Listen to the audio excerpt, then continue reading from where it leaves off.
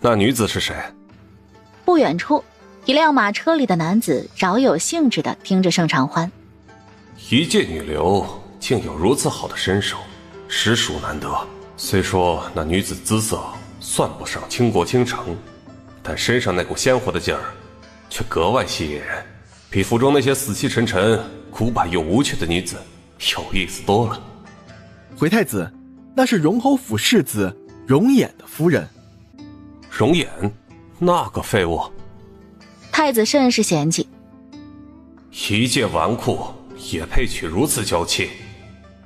可惜了，好好一朵牡丹竟插在了牛粪上。回宫吧。放下马车帘子，太子开始闭目养神。此番漠北之行一路不太平，原本带着江伯庸前行，就是想让其出主意，谁知其身子不中用，还没到漠北就病了。好在死了10几个人后，他总算完成了父皇交代的事，不然他第一个饶不了江伯庸。太子这么快就回京了，看来这次漠北之行不太顺利啊。幸好岳父机灵，中途折返，不然岳父跟着太子去漠北，少不得遭罪。世子，我戴这只金簪好看吗？好看，夫人戴什么都好看。容衍回神，立马扬起嘴角，得到了想听的答案。盛长欢继续试戴。容衍松了一口气，陪女子买东西比练武1天还累。世子，我今日进宫陪芙蕖公主赏花，等我回来给你带宫廷御膳。那夫人要早点回来。容颜眼巴巴，乖乖坐在椅子上，抬头仰望着人，活脱脱一只等主人归来的大狗狗。乖。话说出口，盛长欢才反应过来自己干了什么事。不行不行，我不能看容颜的眼睛，他也太会迷惑人了。我一个土匪居然心疼一个有钱的世子，哎呀，简直是匪夷所思。盛长欢飞快离开，容颜收起脸上的可怜劲儿，有些遗憾。无妨，夫人脸皮薄，我身为男子就该多主动些。公主，都说鲜花配美人，可臣妇看来您比花更俏。鲜花终有开败的一天，可公主您的光彩却一日比一日亮。这些花能陪公主您一段时日，也算是他们的荣幸了。御花园，盛长欢陪着芙蕖公主赏花，看着一簇簇艳丽的鲜花，盛长欢擦了擦嘴角。哎呀，要是真做成鲜花饼，那就更好了。有嘴滑舌，就你会哄本公主开心。公主，臣妇这可都是肺腑之言。盛长欢随手摘下一朵粉色芙蕖花，让芙蕖公主手捧着，从宫女手中拿过笔和宣纸，盛长欢刷刷几下，一幅美人蚊香图出现了。公主，您看，臣妇可没有说谎。就你嘴甜，不过此花甚好，本公主很喜欢。来人，赏。芙蕖公主很满意盛长欢画的画，比宫里画师画得好。没想到芙蕖身边竟有如此妙人。太子哥哥，免礼。太子虚扶起芙蕖公主，又欲去扶起盛长欢，可不等太子靠近，盛长欢就自己起来了。活该，本事没几分，就喜欢算计人。若他不是皇后的嫡长子，这个太子之位落到哪位皇兄手上还不一定呢。听闻江小姐丹青一绝，不知可否给本宫做一幅？太子，臣妇已嫁人，还请太子换臣妇容江氏。哼，不识抬举。容衍那个纨绔，就这么值得他死心塌地？难道我大雍太子还比不过一个满身铜臭味的废物？倒是本宫疏忽了。相逢便是有缘，还请夫人为本宫亲手作画，本宫定有重赏。皇兄，卿卿今日累了，不便作画。皇兄舍不得劳累东宫的画师，却要辛苦我的人，这不合适。芙蕖公主有些不悦，把盛长欢护在身后，一口拒绝了。我好不容易才交到一个合眼缘的友人，不希望被其他人盯上。更何况人家都成亲了，太子盯着别人的夫人做甚？大雍城没有其他女子了吗？若无其他事，皇妹告退。福曲公主敷衍行礼，拉着盛长欢便离开。公主，多谢了。皇宫没几个好东西，本公主也一样。这几日你且不要进宫。这几日你且不要进宫。爹，我今日差点被太子欺负了。什么？欢欢，仔细说说，到底发生了何事？娘，爹，太子可真恶心。盛长欢原原本本把在皇宫发生的事告诉了爹娘。哼，堂堂太子，大雍下一代君王，居然如此龌龊，该死！虽然陛下封我为太子少师，但我从不认为太子是明君。若不是皇命难违，我宁愿不当这个太子少师。太子不仁，大雍必遭大难。如此不仁之人，不配为太子。是我想的那个意思吗？爹他竟然……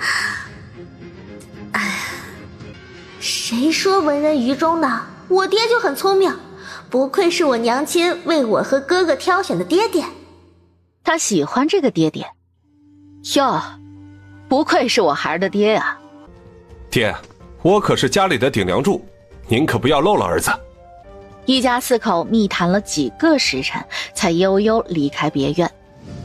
夫人，怎么这么晚才回来？世子，快让我看看你的脸。一进门，盛长欢就捧着容颜的脸看。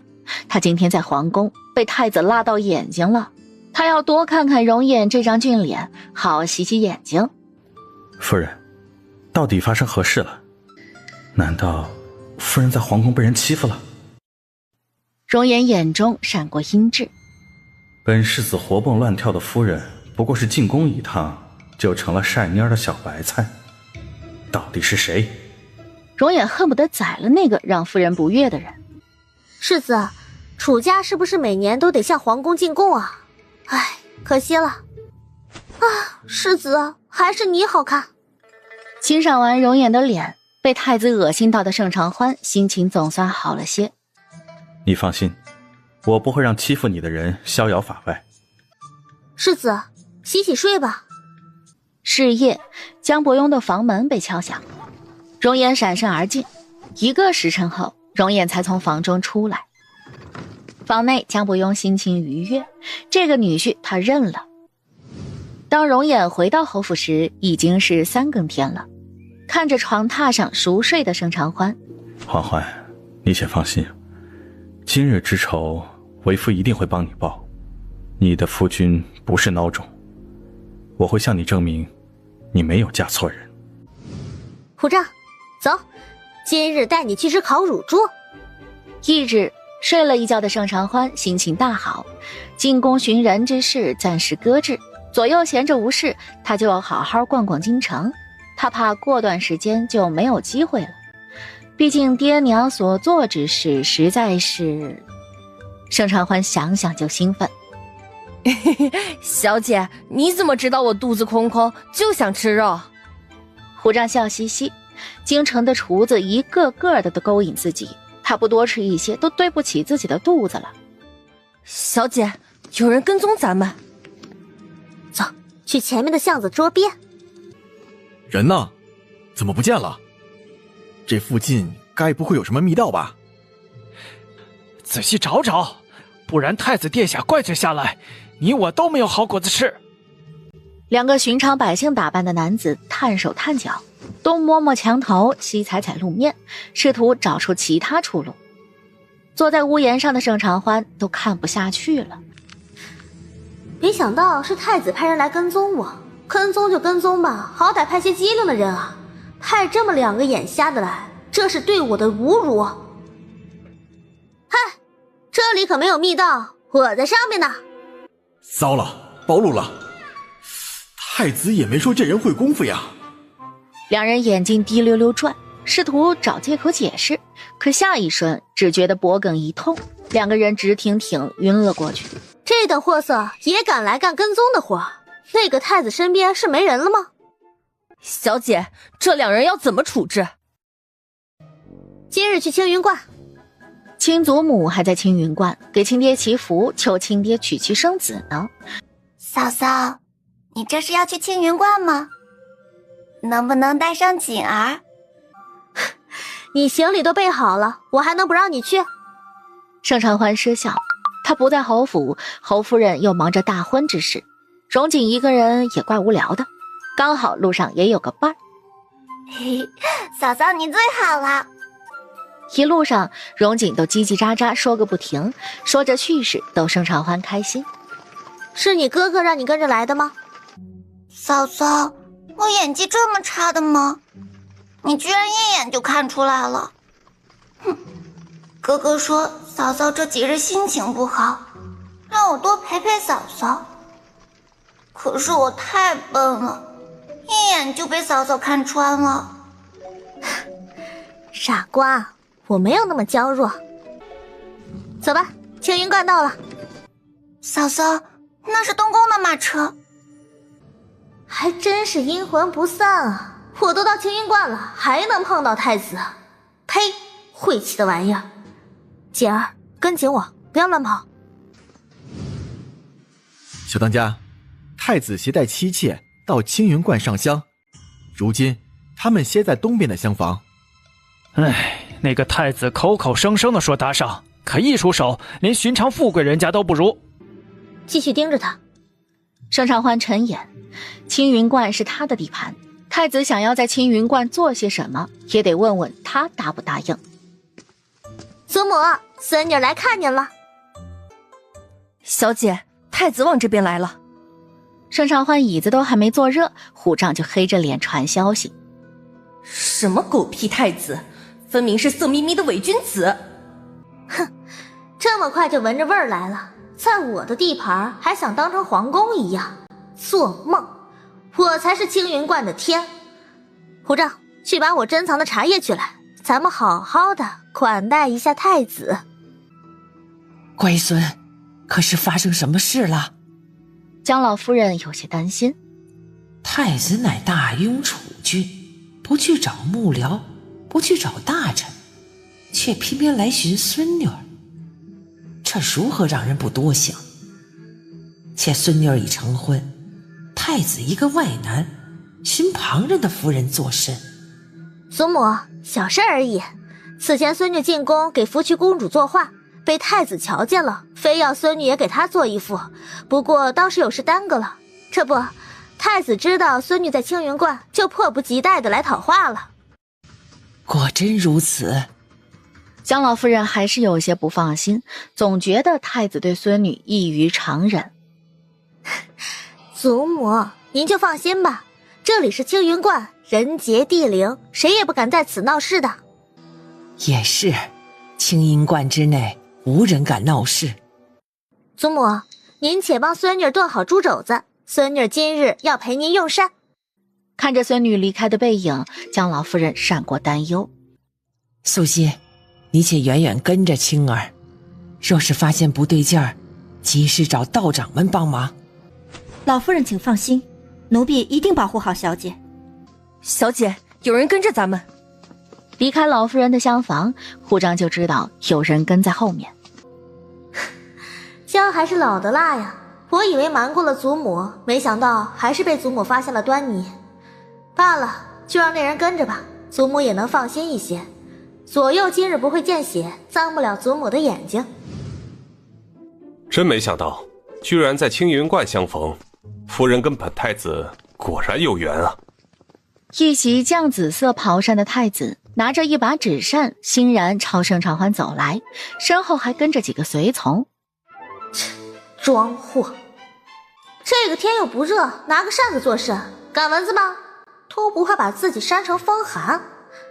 太子，这青云观众生皆可来，太子岂止跟臣妇有缘，而是跟青云观所有的香客都有缘。既然有缘呢，太子不若捐上几万两香火银，成全了这份缘分。太子一噎，拿扇子的手也顿了一下。太子，功德箱在那边，臣妇带您过去。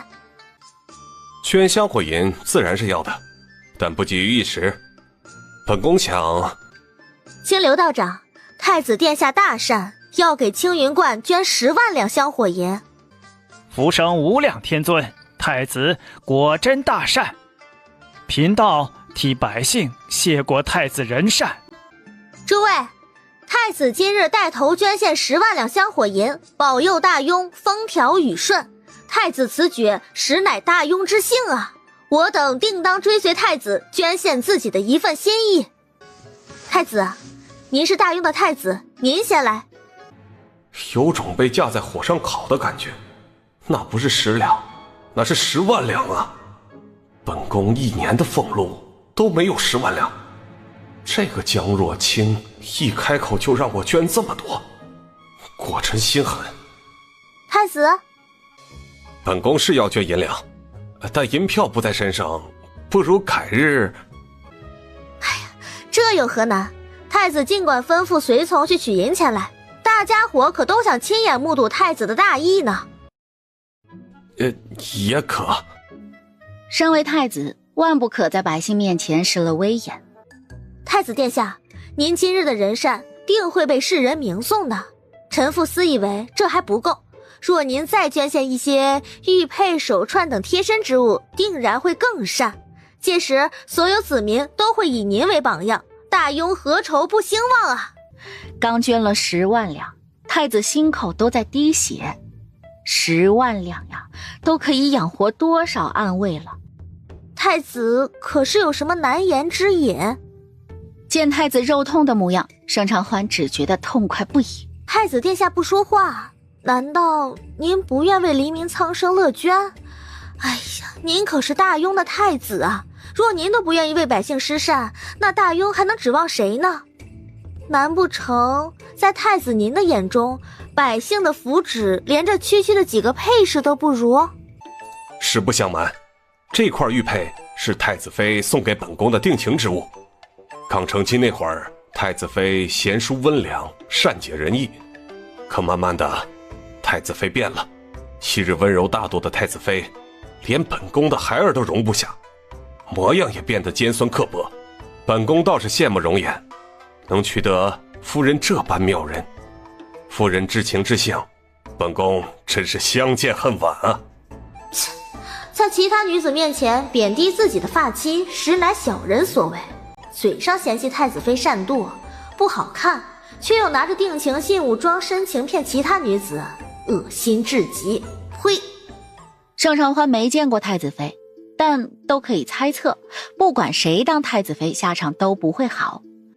太子慎言，爱人如养花，女子成亲之后依然能够貌美如花，温柔善良，那是夫君呵护有加。若是太子妃如太子口中所言，太子该好好反省，是不是自己哪里做的不好，没有照顾好太子妃，而不是抱怨太子妃变了。切，容颜去花楼找花娘演戏都还要给银子呢，太子是又装又抠，动动口就想拈花惹草，还贬低发妻，哼，真不是男人。住口，简直一派胡言。太子脸黑如墨，只觉得耳朵嗡嗡响。不识抬举的女人，一介妇人竟然敢对本宫指手画脚，给她脸了。江家养的好女儿，容颜惯的好夫人，既然此女不肯也不愿跟本宫，那也没有必要留了。太子沉眉，闪过阴狠。哟，这就生气了。哎呀，可想而知太子妃在东宫有多受气。太子殿下忠言逆耳，臣妇不过是实话实说而已，哪怕太子殿下不愿意听，臣妇也要死谏。太子连后宅都管不好，陛下和百姓又怎能放心的把江山交给你？还不如退位让贤，让能者当这个太子呢。放肆！太子气得面色通红。一个女人而已，等回京城了，本宫有的是法子收拾她。哼，难怪本宫看走眼了，这哪是什么解语花，这分明是毒蜂王，难怪跟容颜情投意合，分明是臭味相投。太子，青云观乃清修圣地，你怎能口出恶言？太子，还请速速将你身上的配饰一并捐献，才可抵消口业呀。算你狠！太子甩袖离开。看着太子气急败坏离开，盛长欢有些遗憾。唉，那玩意儿我还没拿出来用呢。罢了罢了，再让太子当半天的男人，等到夜黑风高时，嘿嘿嘿。一炷香之后，小当家，咱们无意帮了那些皇子的忙，是不是要跟他们收些好处啊？这是自然，等咱们回京之后，我带你一个个上门收。不过现在咱们要先去吃肘子。青儿真的这般做了？好好好，不愧是我江家女。厢房内，江老夫人听到素心的禀报，愣了片刻，随即哈哈大笑。哈哈哈哈！没想到此子性子绵软，娶的妻子也不够威严，生的女儿却是如此勇猛，颇有我和夫君年轻时的风范。这才是江氏子弟该有的骨气。老夫人，小姐今日得罪了太子，就怕回京之后太子会对小姐不利。江家世代清贵，书香传承，江家风骨绝不容践踏。若太子日后要报复青儿，老身就算拼了这条命，也要护孙女儿周全。是夜，夫人，太子妃有请，前面带路吧。盛长欢也想会会这个太子妃，左右他跟兄弟们约定在2更天动手，眼下还早，他不介意跟太子妃玩一玩。听闻江小姐是个妙人，今日一见，果然名不虚传呐。妹妹，快坐。太子妃唤我为江小姐，有意思。太子妃是世家精心栽培，按照皇后的模板培养出来的大家闺秀，明知她已嫁人，却还称她为江小姐，这么浅显的错误，太子妃怎可能犯？除非太子妃是故意的。盛长欢端坐在太子妃面前，嘴角扬着明媚的笑意。看来呀，我多带几把剪刀出来是对的，今夜的羊毛多多的，够我薅很久了。妹妹，姐姐一见你啊，就觉得亲近。来，饮下这杯茶，以后啊，你我就以姐妹相称。太子妃放下身段，亲自给盛长欢倒了一杯茶，仿若自家姐妹一般闲话家常。见盛长欢不喝茶，太子妃眉眼闪过冷意。妹妹为何不喝茶？可是嫌弃姐姐？臣妇怎么会嫌弃太子妃呢？臣妇啊，是嫌弃这茶。大胆！大胆的是你，主子们说话，你插什么嘴？太子妃，您身边的婢女的确大胆，不仅用烂茶叶换好茶叶，还目无尊卑。太子妃，你应该好好的整顿下东宫了。妹妹，此话从何说起？唉，太子妃，看来您被这些婢女蒙蔽的时日太长，连好茶和寻常的茶叶都喝不出来了。像这种茶叶，分明是再普通不过的茶叶，可您的婢女却拿来给主子喝，恐怕东宫的好茶都被这些该死的东西给昧下了，以次充好来蒙骗您呢。太子妃扫了身边的婢女一眼，婢女颤抖着身子，连连跪下求饶。东宫管教不力，让妹妹见笑了。太子妃客气了，若太子妃真想感谢臣妇，倒不如赏赐臣妇一些金饰。太子妃你也知道，臣妇跟世子不日就要大婚，臣妇想讨些金灿灿的吉利物件添喜。太子妃您人美心善，有您的赐福，臣妇一定会幸福一生的。我何时说过要感谢江家女？又何时说过要给其添妆了？这土匪做派，真是书香世家的嫡女？太子妃，臣妇喜欢您手腕上的金镶玉镯子，还有头上那只芙蓉步摇。哦，对了，还有您手上戴着的宝石戒指，臣妇也很喜欢。臣妇不嫌弃是您用过的，多谢太子妃了。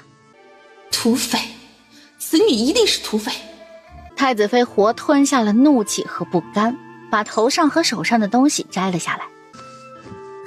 多谢太子妃。哎呀，夜深了，臣妇就不打扰太子妃歇息了，臣妇告退。气死我了！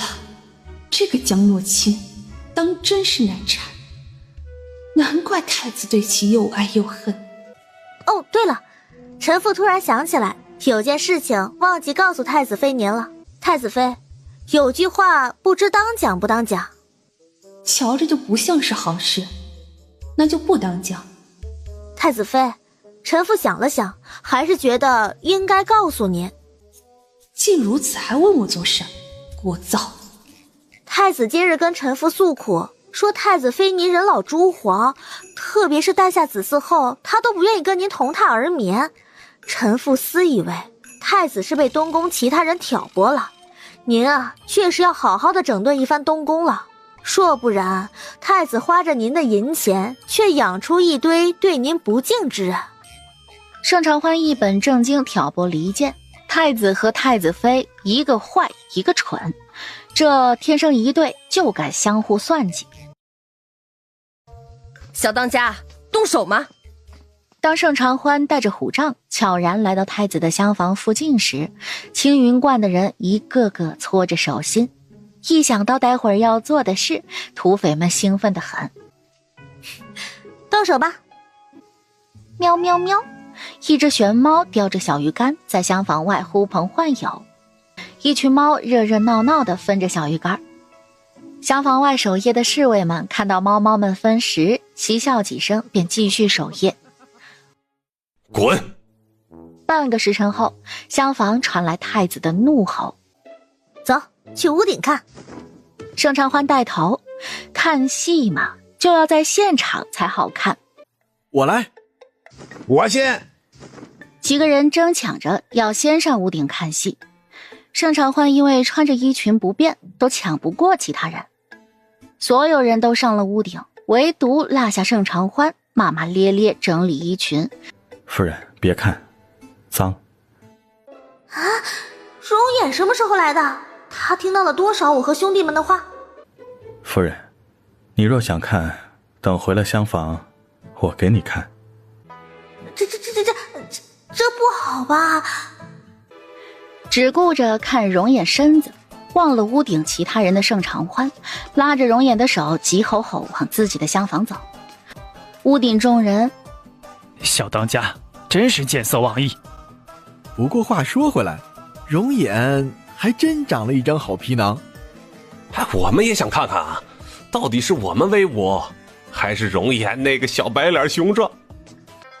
世子，你怎么突然来青云观了？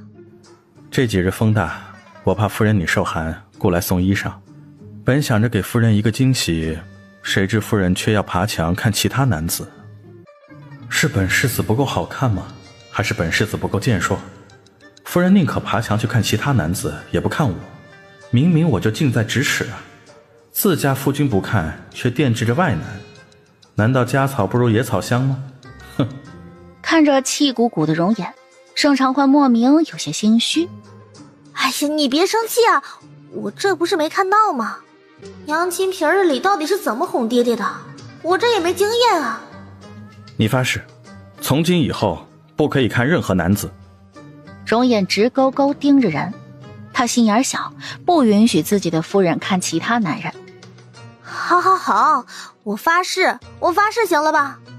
我江洛清发誓，今生今世再也不看其他男子，若有违背誓言，天打雷劈，不得好死。世子，你来的时候可有见到虎杖？天太黑了，我一来就看到夫人你提着裙角爬墙。若是虎杖在，我一定要好好问问他，到底是如何看着主子的。总有一种背着夫君偷欢的错觉，可我明明什么都没干啊！奇了怪了，果真啊，男色误人啊！世子，您之前还去花楼呢，我何时埋怨过您了？男人就要大气一些，不要啰啰嗦嗦的揪着一件小事不放。哎呀，男人还真是麻烦，难怪娘亲不愿意嫁人，换我也不愿意。原本可以左手美男，右手俊郎君，左拥右抱的，现在容颜一闹，我还得费尽心思的哄。哎，罢了罢了，等薅够了羊毛，我立马就回龙虎山。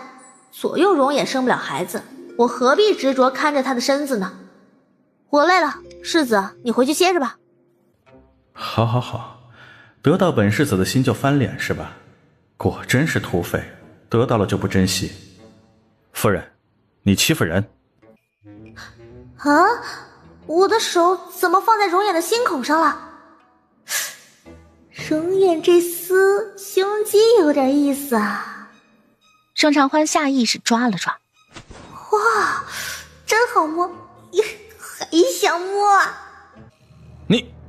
你欺负人！容颜跺脚跑出了厢房。盛长欢嘿嘿邪笑，哎，不对，一个常年只知道吃喝玩乐的人，怎么会有如此发达的胸肌？另一间厢房，容颜燥热的喝光了一壶茶。糟糕，聪明反被聪明误了，我好像暴露了。夫人很聪明，现在肯定在怀疑我了。不行，我凭本事勾引到的夫人，绝不能丢了。容颜冷静打开房门，朝林子走去。从林子回来的容颜背上背着一把金条，单膝跪在了盛长欢面前。这算什么？负荆请罪？你要作甚？我这个人是很有原则的，我坚决不会被这点蝇头小利诱惑。盛长欢嘴上说着拒绝的话，但眼睛却一直站在气质上。乖乖，这又是哪里的铺子？天庄楼阁，想要用钱财来诱惑土匪，真是杀人诛心啊！夫人，我错了，我不该瞒你的。见盛长欢走不动道的模样，容颜松了一口气。果然还是这招有用，我瞒了这么多年的秘密也该见光了。说一个谎言要用无数的谎言来圆，夫人如此聪明，迟早会识破谎言的。整整用了1炷香的时间，容颜把自己装成纨绔的前因后果交代得一清二楚。所以你这些年装纨绔，就是为了迷惑皇帝，让他放松对你和楚家的监视？啊，果然被我猜对了，容颜不简单。但荣侯府不过是一个落魄的侯府，无权无势，有什么值得皇帝忌惮的呢？就算是容颜的外族楚家是第一皇商，这也威胁不到皇权呀。皇帝对容颜如此谨慎，怕是还有其他的原因吧？哎呀，其实皇帝之所以这般防着我，还跟一则预言有关。该不会是什么容家起皇权落之类的预言吧？你怎么知道？我就是这么随口一说，还真被我猜中了。这也太随便了吧！世子啊，这预言该不会是容家的死对头编撰，好陷害容家的吧？是不是旁人捏造的预言不重要，重要的是皇帝认定这预言是真的。世子，不如你跟我回龙虎山。盛长欢差点脱口而出。哎呀，不行，我不能把自己的身份暴露。龙虎山是我的底牌，轻易不能透露的。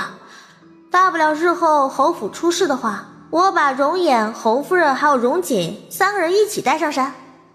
容颜眼巴巴地等着盛长欢的后半句，只要夫人开口说带他回龙虎山，他立马收拾行囊入赘龙虎山。哎，怪我这么晚才跟夫人坦白，夫人不信我也是情理之中的事。无妨，我可以等到夫人愿意相信我为止。夫人，哎，罢了，容颜的孝敬银我收下了，不过这些财物只够管容颜母子3人的命，至于侯府的其他人，我可不管，毕竟龙虎山不养闲人，更不养吸血蚂蟥。这次就原谅你了。哎呀，这个孝敬银可真沉啊，嘿嘿。夫人，疼。哎，别看我，不会让小厮给你处理吗？夫人，疼。翌日，太子厢房，太子，奴才已经让人去找青白姑娘来了，您稍安勿躁。隔着帘子，东宫太监总管抹了抹额头上的汗。一夜过去了，太子带来的人都不能让太子。该死，一定是那些女人不能挑起本宫的兴致，不是本宫废了。小当家，太子的人掳走了好几个小姑娘，怕是要对他们不轨啊。虎杖，派人拦截下那些走狗，悄悄把那些姑娘送回家，告诉他们的爹娘，就说仙尊知晓他们遇险，现身救了他们。再看看今日来上香的香客中有没有恶霸，没有呢就去附近逮几个，迷晕后带来青云观。小当家放心，我这就安排。太子要倒霉了。怎么回事？人怎么还不到？半个时辰后，太子迟迟等不来人，越发暴躁。来了来了！几个穿着东宫随从衣裳的人，垂手扛着几个麻袋，匆匆赶来。你们怎么办事的？怎耽误了那么久？太子都生气了。公公，别提了，路上遇到几个难缠的人，一路跟着我们，小的留了个心眼儿，走了小道才甩掉他们。罢了罢了，快把人送进去，不然太子殿下怪罪下来，你我都吃不了兜着走。太监总管摆手催促，几个随从这才继续扛着麻袋往厢房里走。等等，你们都验过货了？看着麻袋，太监总管总觉得过于庞大了。待嫁闺中的女子，体型不该是清瘦的吧？公公有所不知，这些女子的母亲是出了名的好生养，她们随母亲呢。这一回，保证让太子殿下尽兴。太子殿下，人来了。扛着4个麻袋，几个随从悠悠地走到暴怒的太子面前。太子抬眸，都还未看清来人，只觉得鼻子吸住了一阵异香，整个人倒在了床榻上。屋顶，盛长欢跟虎杖贼兮兮地搓着手心，看着几个人把麻袋的恶霸丢出来。夫人，容颜压低声音。盛长欢气愤，见鬼了，他每次想看点什么，容颜就会出现。抿了抿唇，盛长欢不情不愿地跟着容颜下了屋顶。回到自己厢房，盛长欢幽怨地瞪了容颜一眼。这可是4头肥猪大战1只小鸡仔的戏啊，这么精彩的戏我都看不到，如何让人不遗憾啊？夫人，你答应过我不看其他男子的。容颜很是委屈。当土匪的就可以食言吗？夫人说话不算话。世子，你不要无理取。盛长欢刚想拿出当家气势，就看到容颜拿出2只镶嵌着红宝石的金镯子，沉甸甸的。哎呀，话又说回来，我其实不是看太子的身子，就他那个白斩鸡的干柴身子有什么好看的？他连世子你一半都不如，我呀就是想去凑凑热闹而已。大不了下次看戏我叫上你还不行？来来来，喝杯茶，别生气了啊。夫人喜欢吗？为夫帮夫人带上可好？夫人别动，我帮你带好。容颜温声细语，柔身摁着人。夫人好看吗？容颜声音依旧轻柔，嘴角含笑。好看。盛长欢脱口而出，可是看到容颜那双含笑的眼睛，盛长欢别过眼。我是说镯子戴在我的手上好看。盛长欢此地无银300两的解释。我也觉得好看。容颜轻笑出声。夫人真可爱。笑什么？有什么好笑的？你不许笑。你感受到手心传来的热意，盛长欢瞪大了眼睛。容颜他容颜居然这么大胆，他居然亲了我的手，不是不行吗？不对，他好像行。他流连花楼是为了装纨绔麻痹皇帝，所以容颜是一个正常的男人。砰砰砰，一时间盛长欢心跳得很快。那我之前把容颜当成公公和姐妹，这算怎么回事啊？容颜不语，只是眨着水汪汪的眼睛，眉眼弯弯看着人。我渴了，我想喝水。夫人渴了，我帮你倒水。不对呀，明明我才是土匪，我怎么能被一个男人调戏？应该是我反过来调戏男人才对。若是被龙虎山的兄弟们知道我这个怂样，指不定怎么笑话我呢。不行，我小当家的威名不能被一个男人给毁了。狮子倒的茶果然好喝。